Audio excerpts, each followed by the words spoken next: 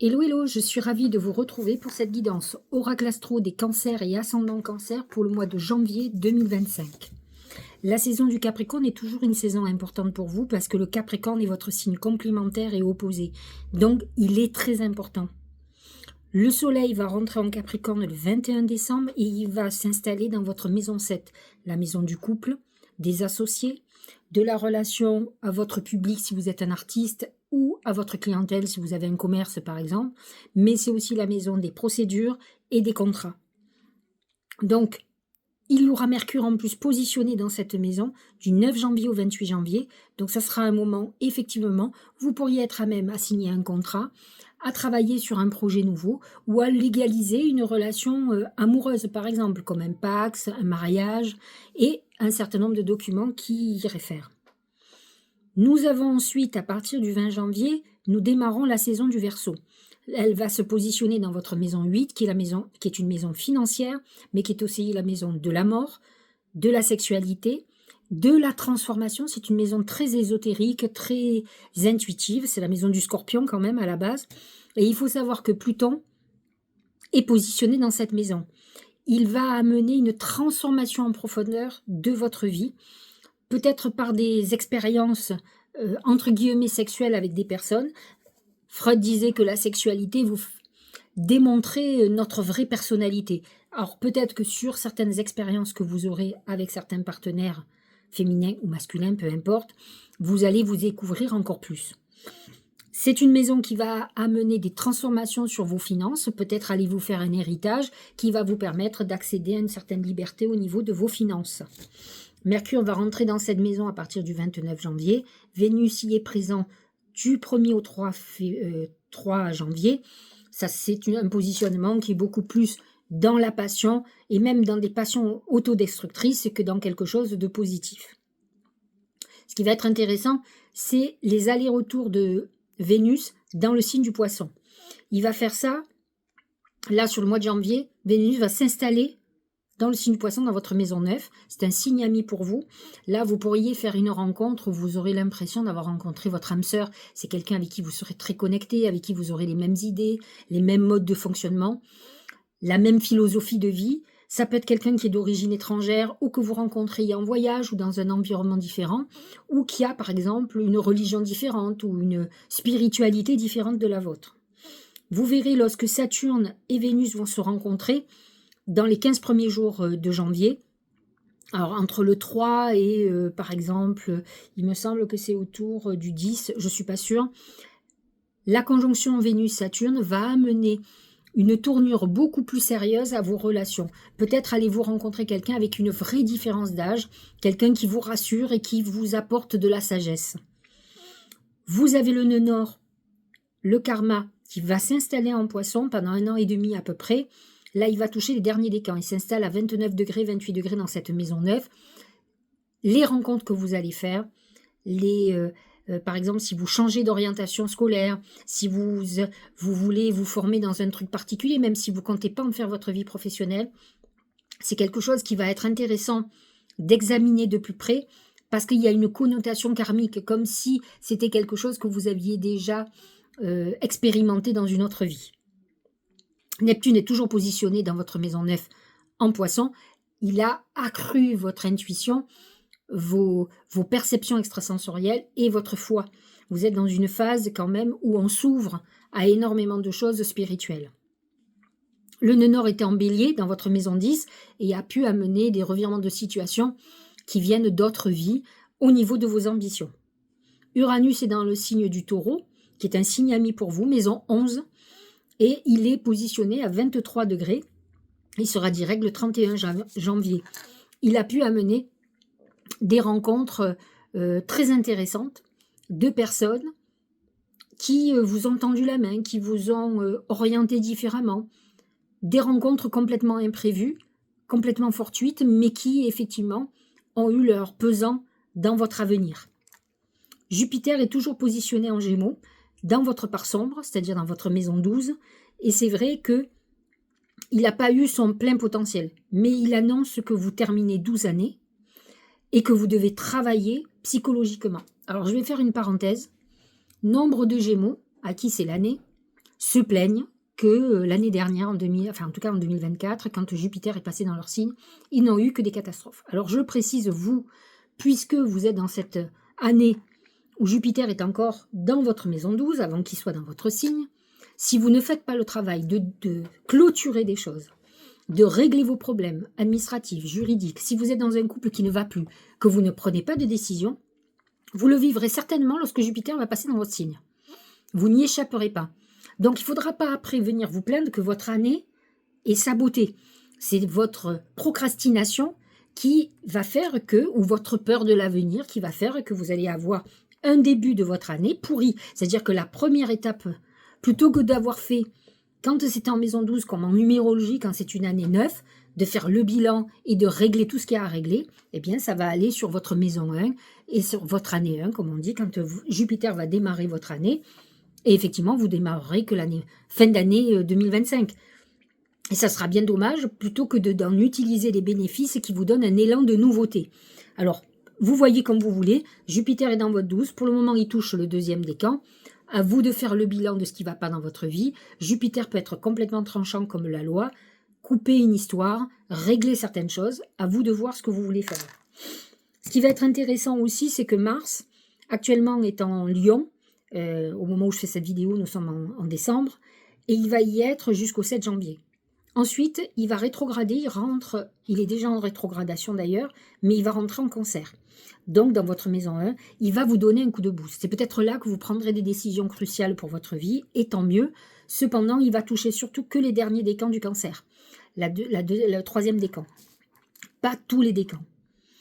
Nous avons Mercure qui est en maison 6 en Sagittaire, jusqu'au 9 janvier, et ensuite il passera en Capricorne dans votre maison 7. Nous avons une nouvelle lune qui va être très importante pour vous, qui sera le 30 décembre. Elle sera en Capricorne dans votre maison 7. C'est le moment de faire des vœux pour l'année 2025 et pour le mois de janvier 2025. Faites 2 papiers différents. Ne faites pas des trucs qui peuvent prendre des années, mais en tout cas, donnez-vous le courage d'avancer et de vous donner des vœux, comme les résolutions qu'on fait en début d'année, c'est exactement la même chose, c'est des vœux. Mais tenez-y, vous faites ce qu'il faut pour aller dans ce sens. Il y aura une pleine lune dans votre signe à 24 degrés le 13 janvier, donc pleine lune hyper importante, conjointe à Mars en plus. Donc ça sera un moment presque idéal pour faire vos vœux. Faites un bain de purification à ce moment-là et faites ensuite vos vœux avec une bougie après votre bain. Une nouvelle lune en Verseau, maison 8, qui sera le 29 janvier, mais qui est beaucoup moins importante pour vous, même si elle est au niveau des finances. Nous allons voir maintenant ce que les oracles ont à nous dire. Le djinn. Alors le djinn représente symboliquement le diable. Et il correspond à toutes les tentations qu'on peut avoir, les obsessions, la manipulation, le pouvoir que peut avoir l'un sur l'autre. Ça me fait penser quand même à ce Pluton qui est en maison 8. Pourquoi ? Pluton représente la planète qui dirige le Scorpion et la maison 8 le pouvoir et Pluton aussi. Donc vous voyez, Pluton en maison 8 en Verseau va vous amener à vous libérer de vos démons. Exactement. Donc peut-être ce mois-ci allez-vous être face à quelqu'un qui a le pouvoir sur vous, par exemple amoureusement, professionnellement, au niveau de l'argent. Peut-être être-vous tenu par rapport à ça. Dites-vous que Pluton va commencer son œuvre pour vous libérer. Autant vous dire que ça va passer par la douleur. Pluton est uniquement pour le moment positionné dans les cancers du mois de juin. Donc, vous allez sentir qu'il y a quelque chose qui bouge. Donc, vous allez être confronté à la problématique du pouvoir. Est-ce que vous avez le pouvoir de décider dans votre vie ? Si vous avez le pouvoir de décider, parfait. Si vous n'avez pas le pouvoir de pouvoir, c'est que quelqu'un a le pouvoir, par exemple, sur vous sexuellement, sentimentalement, c'est-à-dire que vous êtes dépendant complètement de cette personne. Peut-être avez-vous des addictions, peut-être buvez-vous. Moi, je connais beaucoup de cancers, tous les signes de eau ont souvent des problèmes d'alcool. Vous droguez-vous, prenez-vous des médicaments, êtes-vous dépressif. Qu'est-ce qui a le pouvoir sur vous ? Est-ce que c'est un patron ? Est-ce que c'est quelqu'un qui détient l'argent et vous êtes dépendante de cette personne ? Voyez vos parents, par exemple, et donc ce mois-ci, vous allez être confronté à vos démons, à ce qui vous manipule. Peut-être êtes-vous le manipulateur ou la manipulatrice aussi, sous fond de sexualité, d'addiction, d'argent. Voyez, C'est un mois très important, à mon sens révélateur, mais de toute façon, vous n'échapperez pas au travail de Pluton qui va vous libérer que vous vouliez ou pas. Que ça soit vous le manipulateur ou la manipulatrice, ou que ça soit vous qui soyez manipulé, que ça soit par des énergies, des émotions, des sentiments, ou toute autre chose. À vous de réfléchir. Au niveau professionnel, c'est le bateau. Le bateau représente le voyage, l'étranger. C'est l'amas de planètes en poisson qui est dans votre maison neuve, où on a envie de nouveaux horizons, de nouveaux projets. On est ouvert à tout. On est ouvert à toutes ces perspectives et effectivement, mis à part que Saturne freine un peu les choses ou en tout cas nous amène beaucoup plus de lucidité, on est en train de mettre en route ou de formaliser des projets nouveaux, quel que soit le domaine d'ailleurs, que ce soit sentimental ou professionnel. On est dans cette configuration de changement de vie et on en a envie de toute façon. Il va être beaucoup plus puissant lorsque Jupiter passera dans votre signe au mois de juin. Mais pour le moment, on a l'impression qu'il y a quelque chose qui se met en place, qui mature. Il y a quand même la possibilité, par exemple, d'une très très belle rencontre qui change votre vie, par exemple. On est dans cette configuration-là. Au niveau justement sentimental, c'est le cheval. Le cheval qui est quand même en accord avec la maison 9, qui est la maison du Sagittaire. C'est le Sagittaire. Et c'est la liberté, c'est la passion, c'est l'étranger, c'est le nouveau départ. C'est un peu comme le bateau. Donc on est dans une phase où on va avoir une très belle passion qui arrive.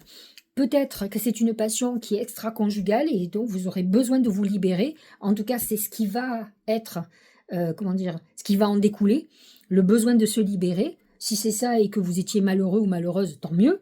Si c'est pas le cas, si c'était quelque chose, peut-être êtes-vous dépendant de l'autre. Donc ça peut être très compliqué. Mais en tout cas, ce n'est pas un hasard. Il y a quelque chose qui arrive dans votre vie pour vous libérer de votre vie. Et ça peut être effectivement le côté passionné du cheval. En tout cas, on rentre dans un truc amoureux très important dans lequel on va être happé, emporté. Au niveau de la santé, c'est la montagne, c'est les épreuves. Jupiter est positionné dans votre maison 12, qui est une maison de santé, il ne faut pas l'oublier. Le Sagittaire, nous aurons quand même Mercure, qui est actuellement en décembre, dans le signe du Sagittaire, et qui va y être jusqu'au 9 janvier, et donc qui nous met quand même à mal psychologiquement et au niveau santé. On est dans une période d'épreuve au niveau de la santé, qu'elle soit physique, mentale. Souvent je dis, les cancers, à quoi vous nourrissez-vous? Que ce soit les nourritures terrestres, ou psychologique ou émotionnel, tout ce que vous ruminez, tout ce qui se travaille, prenez-vous des drogues, buvez-vous, qu'est-ce que vous faites de votre corps et de votre mental? C'est là où vous allez commencer à payer l'addition. Donc, à vous de voir, mais en tout cas, on est dans une épreuve ou une période un peu difficile au niveau santé. Alors, j'ai demandé à mes guides comment la chance allait se manifester. Regardez comme c'est amusant. C'est la baleine. La baleine dans le mar de café représente le cancer. Donc, c'est en étant vous-même, la balance est protectrice, donc il y a une notion de protection chez vous, et la chance, c'est aussi l'opulence. C'est vrai que, quelles que soient les épreuves que vous avez, vous êtes quand même fondamentalement un signe chanceux. Ce qui est problématique, c'est que vous vivez au rythme de vos émotions, vous êtes lunatique, puisque vous êtes dirigé par la lune, et vous vivez beaucoup dans vos rêves, comme le poisson, vous avez du mal à concrétiser. Mais fondamentalement, vous avez toutes les cartes en main, et vous les aurez encore plus lorsque Jupiter va passer dans votre signe. Jupiter est exalté en cancer et donc il amène justement cette opulence. Donc à vous de préparer déjà dès à présent certaines choses qui vont pouvoir vous permettre de récolter tout ce que vous aurez semé. L'amas de planètes en poisson est très favorable pour vous. Bientôt ces planètes-là vont partir, donc profitez, Vénus amène quand même aussi cette opulence et c'est un mois où vous pouvez faire des rentrées financières, peut-être mettre un projet en route et qui va très très bien fonctionner. J'ai demandé, nous allons regarder le Tao maintenant. Regardez, c'est la progression. Avancement, obtention de la reconnaissance, appréciation, accomplissement, accélération, gain régulier, clarté accrue. On est dans une très bonne période où le chemin est balisé, où on avance. Je dis balisé parce que la plupart des cancers sont guidés. Ça ne marche pas dans votre vie quand vous n'écoutez pas, quand vous ne vous connectez pas, quand ce sont vos émotions négatives qui prennent le dessus, ou quand vous avez le djinn, c'est-à-dire le diable, tout ce qui peut vous manipuler. C'est-à-dire que vous êtes en addiction sur quelque chose ou quelqu'un que vous n'arrivez pas à calculer de façon objective. J'en ai des femmes cancer, par exemple, en consultation, qui ont du mal à se canaliser, qui partent dans tous les sens. Et donc, leur vie est désastreuse. Donc, il faut à un moment donné que vous vous recadriez, que vous sachiez ce que vous voulez, fondamentalement. Et surtout, alors je dis pour les femmes, que vous arrêtiez de vous positionner comme une princesse.